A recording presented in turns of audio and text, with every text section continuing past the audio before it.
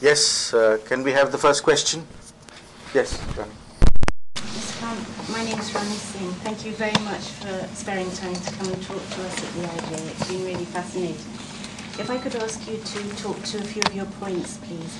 You talk about, I haven't had the pleasure of reading your book yet, you talk about isolating terrorists and truth and reconciliation. Please could you tell us how that could happen? And also you talk about eradicating militancy. How would that happen, please? Well, peace and reconciliation in the tribal areas would only happen if a government is perceived to be sovereign, credible, not perceived to be a puppet of the US. For instance, I mean, this current government could not do it. I offered before to act as a mediator between the militants and the government, because I'm, as WikiLeaks have said, I'm probably the only politician who's not perceived to be two-faced, saying one thing to the Americans and one to the public. Whatever I told the Americans, I said to the Pakistani people, which was that there was no military solution. So I constantly thought and expressed that there was no military solution. So our party, by the way, according to all the surveys, specifically the last one was 8-9 months by the New American Foundation, is by far the most popular party in the tribal areas of Pakistan. So amongst the people, it is the most, according to all the polls, it is 3 times more popular than the number 2 party. And so therefore, we would immediately start talking to the people. There are 7 agencies in the tribal area, so we would talk to the people. And we would, and so there'll be a dialogue with the people. And secondly, the militants who are operating from within the people, and there are various militant groups, there's no longer one group. And so open a dialogue with them. And because we would not be perceived as American stooges, they would talk to us. And there would no longer be jihad against us, because the only reason they were fighting us is because we are perceived to, Pakistan army is perceived to be a mercenary army of the US. So immediate ceasefire, pull our troops in phases out of the tribal area. Empower the people of the tribal area to deal with the militants, which is what I always thought should have happened. I point out in the book that when Pakistan army first went in and didn't start the operations and worked through the tribes, General Orakzai, which I quote him, he was then the governor of, at the time, Frontier Province, 250 Al-Qaeda were handed over to the Pakistan army by the people of tribal areas. That is the way we should have gone about it. Rather than starting these operations, collateral damage, we created the Pakistani Taliban through the collateral damage. It took from 2004 to 2006, 2 years of operations created the Pakistani Taliban. And 2006 was the first time we heard of a Pakistani Taliban. So go back,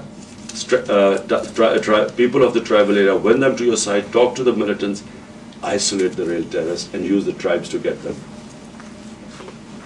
Yes, Amit. Yes, Imran, can we deal with the attack on the Taj in Bombay? Who are these people? Why did they come over? I mean, nothing's been gained. And you referred to Chidambaram. I mean, he has a political constituency. If there were to be another incident like that, what is India to do? I mean, what does India do with the one man who's been tried and he's been sentenced to death, but I guess that will be kept in abeyance. What does one do with someone like him? It's a practical problem, it's a human problem. Whatever you do is a problem. Now, Amit, the reason why I did not agree with the Honourable Minister's remark of treating the symptoms, which is what he said, is that we have been treating the symptoms for 9 years, it's failed. And this is exactly what I was trying to say, that they should isolate them by dialogue, winning the people over to your side. That's how you win the war on terror. So I was specifically referring to the tribal areas, that at the moment, the drone attacks, this was in Davos, and with this idea of drone attacks, how successful are they? And they were actually arguing that this is a good thing. And I was arguing that it's counterproductive, which is, according to WikiLeaks, is what the American ambassador in Islamabad was telling the State Department. And so I disagreed with him there. Now, specifically, if you talk about Taj, yes, I mean, the criminals you catch, you have to act against them. I mean, you have to sentence them according to the law of the land. But the solution does not lie in if there's another attack, then Pakistan would be bombed, which is what we heard. Because, if you follow that through, what will that achieve? Surely that's what the Americans did after 9/11. How $1 trillion down the line, 1 million people dead, what have they achieved? Are they any safer today? Look at the billions of dollars going into security. I mean, so I disagree with this whole idea of dealing with terrorism with a one-dimensional military approach. I disagree with this. And RAND Corporation ran a survey of last 40 years of insurgencies all over the world. Only 7% was solved through military. 93%, half was solved through police and intelligence, other half through dialogue, political dialogue. So, and just going from Pakistan's experience, every military operation we have done has failed. Starting from East Pakistan, 3 in Balochistan, this whole operation in the tribal area, 1 in Sindh, 1 in Karachi, everyone failed. The only time a military an operation in Karachi succeeded was when it was done by the police and the intelligence. Because police is with the people. Police knows how to deal with it. Every police, because they are embedded in the public, they are much better equipped. If you strengthen them, they are much better equipped to deal with insurgents. Then, if you send an army in, army is like a bull in a china shop. The amount of human rights abuses caused by the army is simple. If you just understand the makeup of a military man, you will understand they are programmed to fail in civilian areas. Because firstly, they are not taught how to fight civilians, they are taught how to fight armies. Secondly, there is this certain ethos within the army that if a soldier gets killed, the comrades around him will now seek revenge. And who are they going to fight against? Because there's no obvious enemy. So they end up causing so many extrajudicial killings, as is happening in Pakistan today. The army, our own army, against our own people, is involved in extrajudicial killing. And it's exacerbating, it helps the militants. They become more unpopular in your own country. So that's why I think it's insane what India is doing in Kashmir. So if it's because they think there are militants coming from Pakistan, Pakistan and India should sit together and decide end of militancy. And then, but this is not going to be a solution. How long are you going to keep the army there? So the answer does not lie. The answer lies in political dialogue and 2 countries deciding end to militancy, and Pakistan specifically saying there will be no militant groups left in Pakistan. Disarm the militant groups. This is not a very popular thing in certain as a Pakistani politician to say this. It's a dangerous thing and not a popular thing in certain parts of Pakistan. But for Pakistan now, we have reached crossroads. We've got to change the way the country is run and the way our foreign policy, everything has to change now. In order for us to survive, we are actually fighting the battle for our survival. Because the country, as I said, is a crossroads. But it is also an opportunity, crisis is an opportunity to completely change ourselves and reinvent ourselves and make the Pakistan it was meant to be. Sanjay?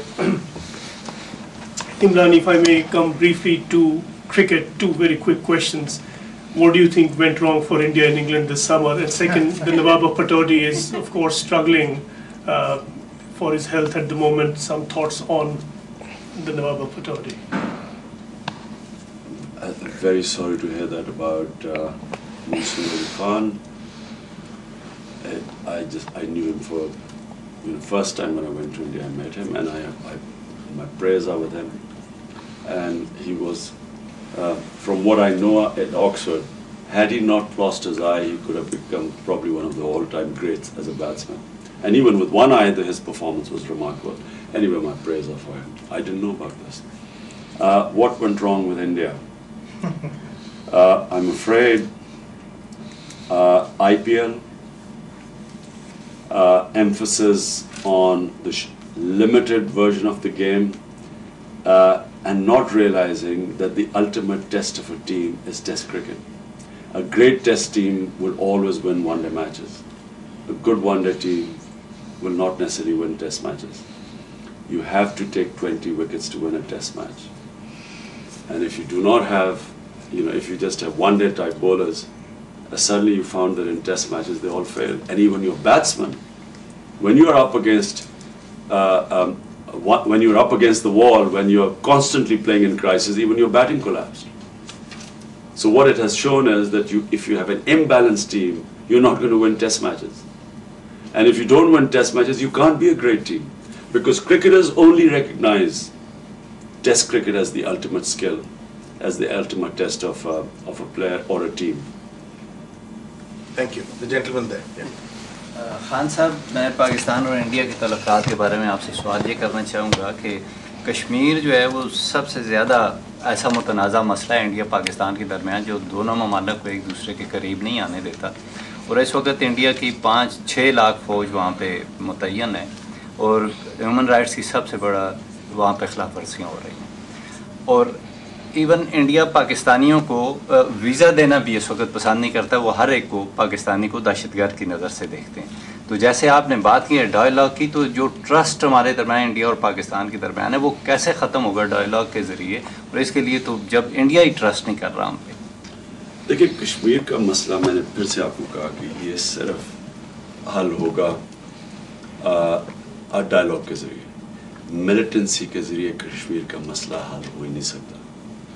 تو ہمیں پہلے تو اس نتیجے پہ اب آ جانا چاہیے کہ اگر کشمیر کا جو کشمیریوں کے رائٹس ہیں ان کی پاکستان کا مورل رائٹ، اور ہر انسان کا مورل رائٹ ہے کہ انسانوں کے ڈیموکریٹک اور ہیومن رائٹس کی کو اپ ہولڈ کیا جائے ادھر تک. لیکن اس کو صرف ڈائلاگ کے ذریعے ہم اپنا جو point of view push forward کریں، ملیٹنسی کے ذریعے نہ کریں، کیونکہ ملیٹنسی کا ذریعہ سب سے زیادہ نقصان ہو رہا ہے کشمیر کے لوگوں کو. ایک تو کیجولٹیز آپ دیکھ لیں، ایک ہیومن رائٹس وائلیشن، جدھر بھی فوج جائے گی وہاں ہیومن رائٹ وائلیشنز ہوں گی.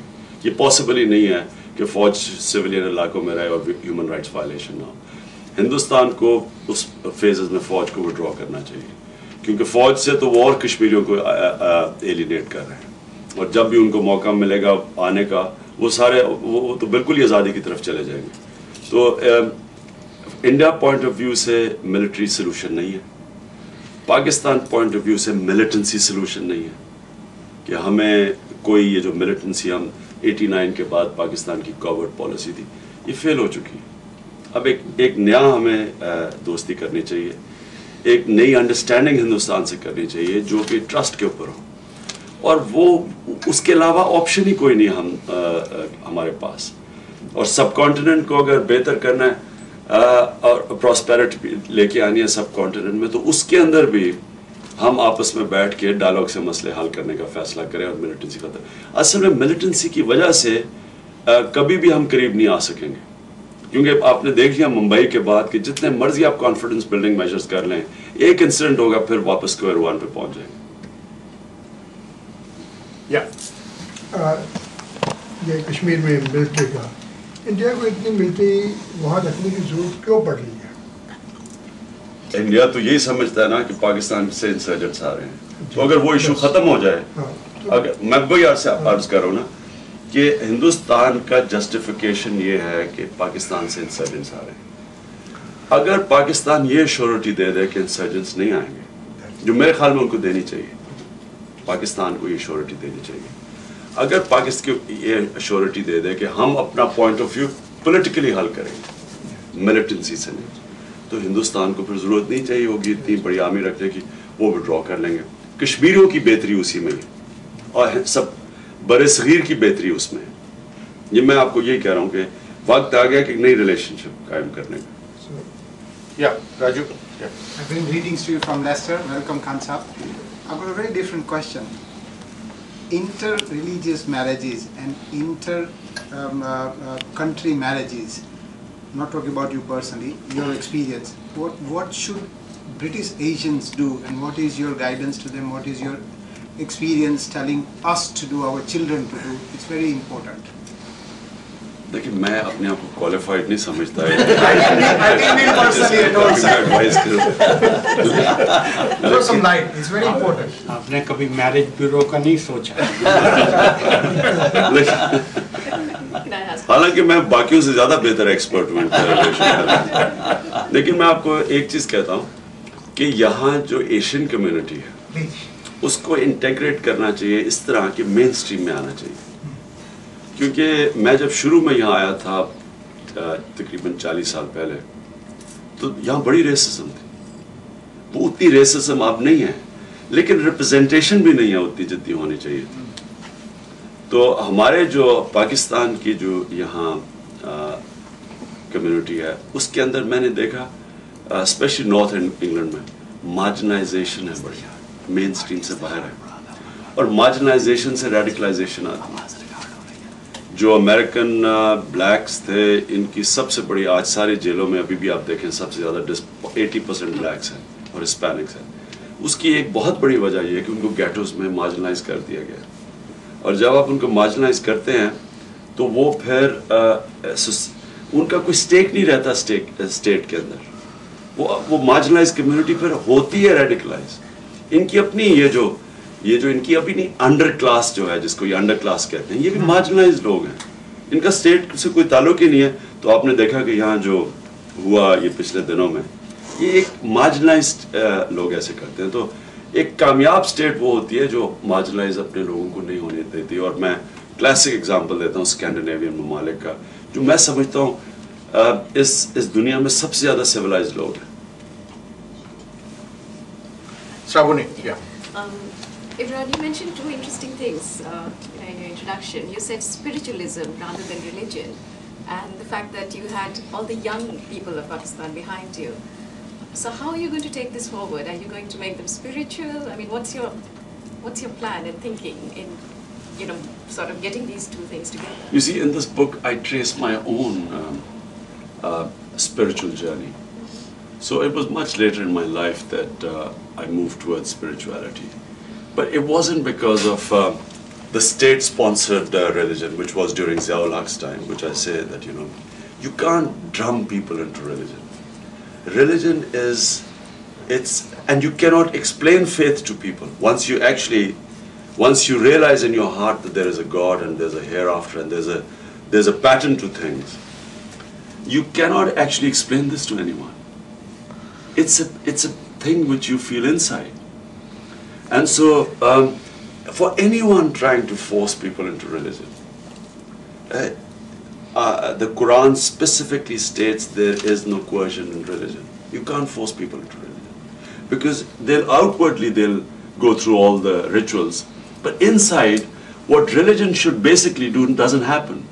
It should, if the religion does not make you compassionate and selfless and just, that means it's a false religion. So the real, from my point of view, I mean from a personal transformation, I would not have gone into social work. I certainly would not have gone into politics if I did not have this awareness in me that my religion tells me that I should be a responsible member of the society. The more the Almighty has given me, the more I should try and do for my society. This is basically the lesson of religion. More He gives you, the more you should be helping the others. And so it's selflessness which is what religion breeds.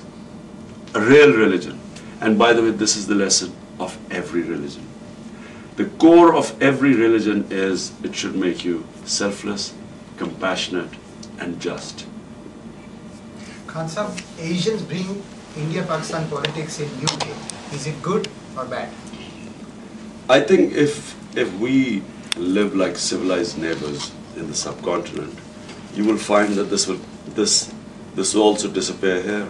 This antagonism which you feel will disappear in the overseas Indians and Pakistanis. Yeah. You said, Imran, that yours is a party whose time has come. What is the evidence on the ground that leads you to say this?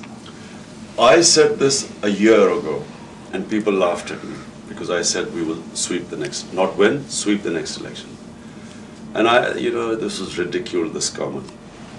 But I am the only politician who's been traveling all over Pakistan and holding public rallies. Almost all the other politicians are petrified of going out because of fear of terrorism. And I could see in the masses the change had come.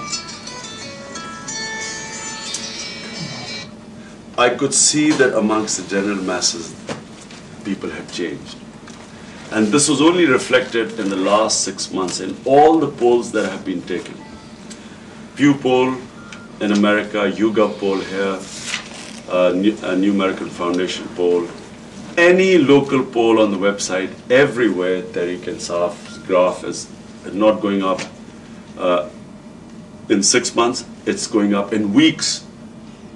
And if you today go to Pakistan and go into any university, colleges, cities, go into anywhere, you will find out of, and I'm not exaggerating, you go into the streets and interview people, out of every 100 people you will interview, 90 will be with Tehreek-e-Insaf. That's the sort of revolution that's taking place. And I'm not that brash as someone who knows the dynamics of winning and losing. Never underestimate your enemy is the number one thing you learn in sport. But right now, I'm that confident that the sort of change that is sweeping in Pakistan is unprecedented in our history. All the parties together will not be able to stand up to Tehreek-e-Insaf. And the other reason for my optimism is that we have an independent Supreme Court and the most vibrant media probably anywhere in the world, which has raised the level of political awareness that was unprecedented. People, because of the independent media and television particularly, you have the most politically aware public which will go on to vote this time. And this is why the change has come. This is why Tehreek-e-Insaf has gone up. Not because I've done anything extraordinary, because others have got exposed. And people are looking for answers. And what Asif Zardari has done is, he has done the greatest service to Pakistan by co-opting all the political parties with him in government. So everyone has a share of the cake, a piece of the pie. They're all in government. And as the whole governance system collapses and corruption goes through the roof and whole rule of law collapses, people want answers, and the only party one they look at is Tehreek-e-Insaf. And so therefore the party is gaining by the day. And then the Supreme Court has, according to our petition, and this is, for you this will be big news, the Supreme Court, we took a petition to the Supreme Court. And on our petition, out of the 80 million registered vote in Pakistan in 2008, 37 million has been annulled as bogus vote. 45% of the vote the Supreme Court discovered by asking the Election Commission, the Supreme Court, to find that they were bogus votes. The people didn't exist. So these main parties were entrenched because of this 45% vote which was bogus. And on top of it, 35 million new voters were not registered. So the Supreme Court ordered the Election Commission to register the 35 million young voter. And then, for all of you to know, that the total vote of the two main parties is 18 million. So imagine, I'm just looking at this statistic, imagine what is likely to happen when 45% of the vote goes out, which is basically belonging to the two main parties, and on top of it, 35 million new voter comes in. So Pakistan is poised for a big change now. And this is where my optimism, someone asked me, stems from. Just one second. Last three questions. Aditi, Kailash and the gentleman. Hi, just a question on the economic front. Besides the tax and GDP ratio, what are some of your other plans? Because economically, there's a huge potential in Pakistan as well, which is not being realized. Well, the number one thing is corruption. You've got to fix the government. When corruption goes through the roof, it means your governance system has collapsed. So really fix the governance system in Pakistan. Our biggest asset lies amongst the overseas Pakistanis. And unfortunately, like in India benefited from investment, although you also have corruption, but you benefited from the investment of overseas Indians, similar to China, which benefited from the investment of overseas Chinese. Pakistan cannot tap this massive 6 million Pakistanis sitting outside, whose GDP is equal to the entire GDP of 180 million Pakistanis. But we cannot tap into them because the system is so corrupt that no investment comes in, plus on top of it the war on terror, which is another disaster. So therefore, if you fix these two things, fix the governance, get out of this war on terror, and bring stability there, give a level playing field, Pakistan is ripe for economic prosperity. And then we have power shortages now. I mean, we have almost 12-hour load shedding in Pakistan. Our gas has disappeared. But behind this load shedding is corruption, mismanagement. And Pakistan is sitting on probably the biggest coal reserves in the world, 180 billion tons of coal in Thar. That's more energy than Saudi Arabia, Iran, Iraq put together. And then we have gas reserves, which are obviously because of the war on terror not expired. We have copper reserves throughout the Western Belt, starting from Balochistan into Waziristan has much bigger copper reserves even than Balochistan, which were estimated to be $260 billion worth. So the country has the resources. In 1965, Gunnar Myrdal, the Swedish Nobel Prize winner, wrote this book, The Asian Miracle, and in which he's, after assessing all the area, according to him, the future California of Asia was going to be Pakistan. So reason why in this mess is because if you look at Transparency's international table of the clean governments and the most corrupt governments, you will realize that the cleanest governments are the most prosperous and the most corrupt governments have the greatest amount of poverty. Kailash. Imran Sahab, you might be the ideal answer to Pakistan's problems. And hopefully, if you hold the reign, are you confident that you would be able to bring in a structure, a team, people who would be working in your party and would bring out Pakistan out of its morass? Do you have that kind of preparation of the kind of people you need around you? The only party that has a team is Tehreek-e-Insaf. Reason why do we have a team? What are the qualities that a team needs? Number one, you need a team which has some sort of an ideology or a vision which is not based on self-interest. After being in opposition for 15 years, twice being offered to become part of the government, and not because of this vision of what we have about Pakistan, means that the team is tested. It is not a team of opportunists, a team which believes in a vision, and this team does not need politics. People in my team are all who have excelled in other areas and who've come into politics only because they're of selfless reasons. So for instance, I don't need politics. Same with, we have the best lawyer in Pakistan. He's got the most, one of the most recognized lawyers firm, or we have someone as a dentist on International Dentistry Council, someone is the best contractor in Pakistan running the best engineering firm. So people have made money outside. They don't need politics. So number one quality of a team must be that it must believe in your cause, it must be selfless, and number three, it must have integrity. Because that's the biggest problem missing in Pakistan's leadership. No other party has this. As for the technocrats, you have access to the best brains, which provided you provide the enabling environment, they're willing to come. Remember, I have built the biggest hospital, well, one of the biggest hospitals in Pakistan, state of the art, built it and run it. But you can only do it if you have a team to do that. I built a university, only private sector university in the rural areas of international standard. It's affiliated with Bradford. At the moment, I've set up a separate team for this flood relief. We are now the biggest charity involved in flood relief, which is, last year and again this year. So I have 3 different organizations going anywhere. What I'm saying is, no other politician has done this. Every politician in Pakistan has absolutely no experience outside politics.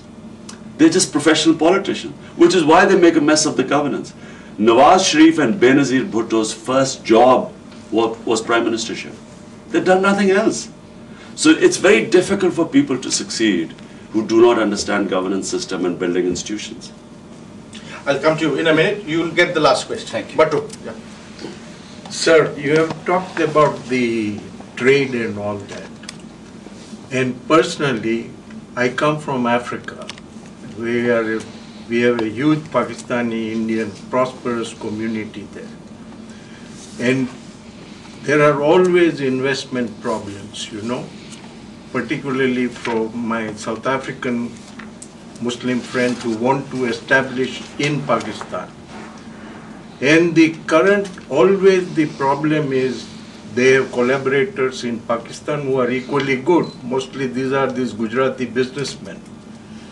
But they say military aadmi chahiye, saath mein. But how is it possible to get rid of this situation? No, I want to understand.